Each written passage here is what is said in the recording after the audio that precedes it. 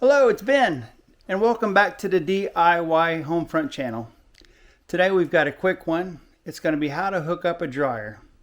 I've got a dryer that was given to me by a brother, and I need to put a power cord to it and connect it to the wall.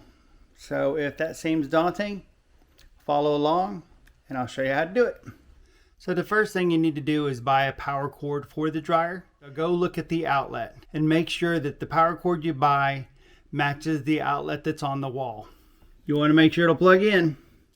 The power cord that I got had some instructions and a protective sleeve for the back of the dryer. So let's see where these items go. You're only going to need a few tools, some screwdrivers, and that's it. But I do have one pro tip to show you. It's not the Coke, although that would be a pro tip. This little device is a screwdriver magnetizer, and it works really well. So I've got two screwdrivers. This one has a magnetic end on it. You can see it'll pick up some things, but it won't pick up everything. And this screwdriver doesn't have a magnetic tip on it at all, and it's not doing anything. All I'm going to do is run the screwdriver through this a couple of times, probably about 15 or 20. Now let's see what happens with the screwdriver.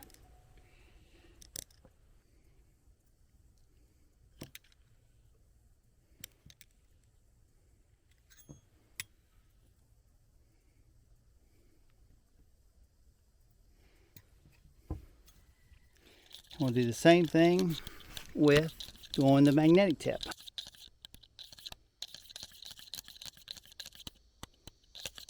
Now I'll try again. Small one, no problem.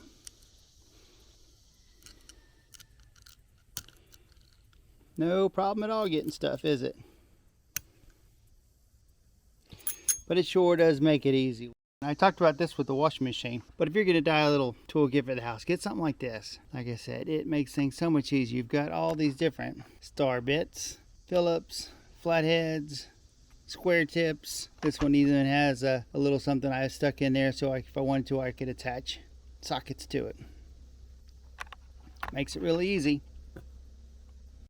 There's a cover on the back of the machine that'll have to come off to hook the power cord to. You can usually find it because it's got a nice big hole for the power cord to go through.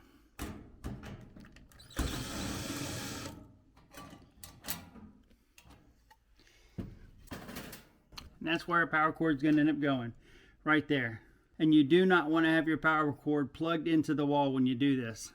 Almost all modern machines are the same way.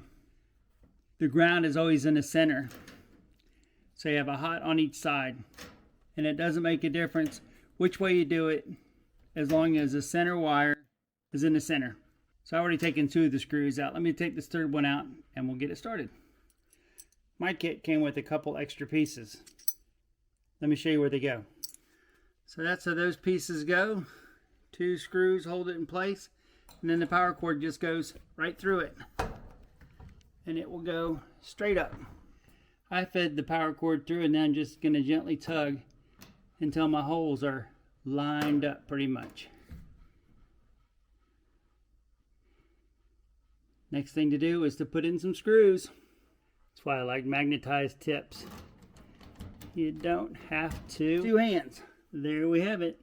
They're screwed in. Like I said, it doesn't make a difference about the outside wires. Just that the center one goes to ground. And now we're going to tighten these screws up some. Not crazy. Just enough to make sure that if the dryer were to get pulled away from the wall, the cord wouldn't go. You don't want to tighten them so much that you pinch that cable. Last but not least is the cover that goes over it with a screw where my finger's at. So I'm going to put the camera down and I'm going to screw it in. I could go ahead and plug this in now, but I'm going to wait till I get the dryer duct connected. And the dryer duct is usually a hole on the wall behind the dryer. That is going to connect to the back of the dryer right there. Some dryer ducts might be off center, but this one lined directly up with it.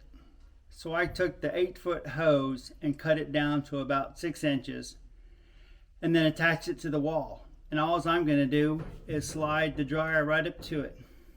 This washer and dryer is located in my garage, which means there's a lot of room on one side, which is allowing me to get straight access to it.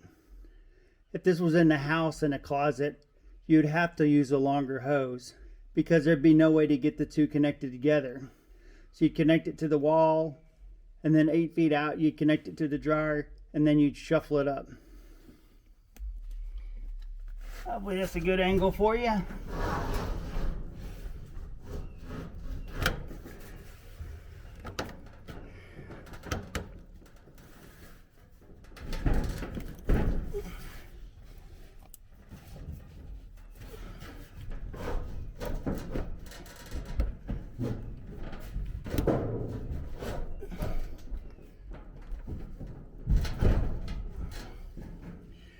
And there we have it.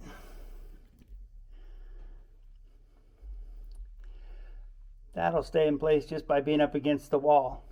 But normally you would attach it just like that one's attached with the band brace.